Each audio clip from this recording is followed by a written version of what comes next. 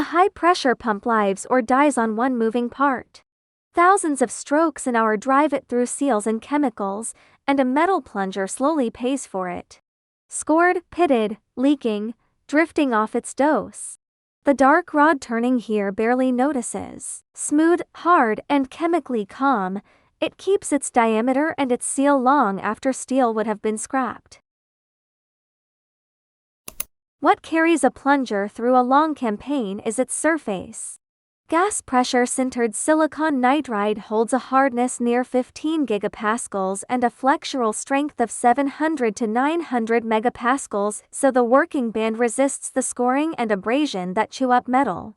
Under compression it takes 2,500 megapascals and more, shrugging off the pressure spikes of every stroke. Precision only matters if it lasts. With a stiffness around 300 gigapascals and a thermal expansion of just 3 parts per million per degree, the plunger keeps its diameter as load and temperature shift.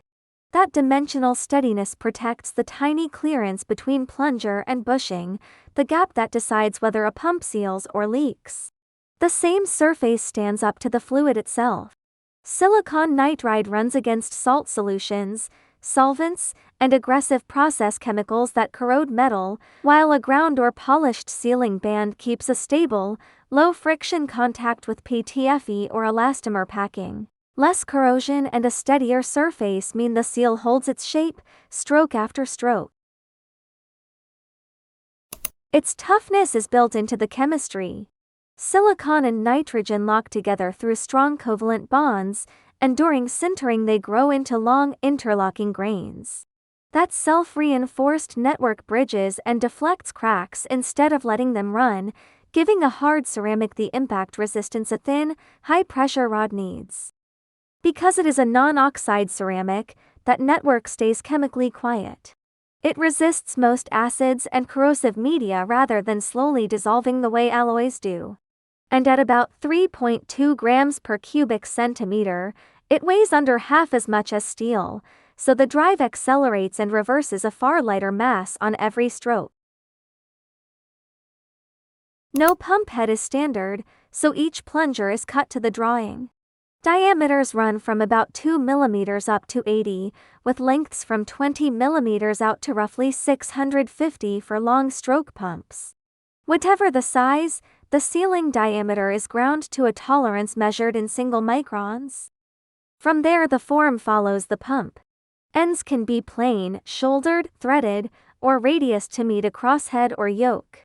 Flats and keyways sit on the non-working areas.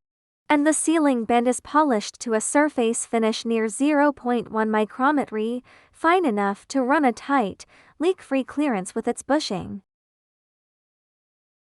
Few jobs ask for both precision and chemical punishment at once, but a metering pump does. It has to deliver the same small dose of salt solution, solvent, or reactive additive again and again, while the fluid attacks anything that wears or corrodes. A silicon nitride plunger answers both. Its corrosion resistance keeps the surface intact where metal would pit, and its dimensional stability holds the stroke volume so the dose stays on target. Paired with the right packing and bushing, the polished band keeps drift and leakage low across long, unattended runs. Stroke for stroke, that is the gap between a pump that wanders out of spec and one that simply keeps dosing. Where steel would already be scored and leaking.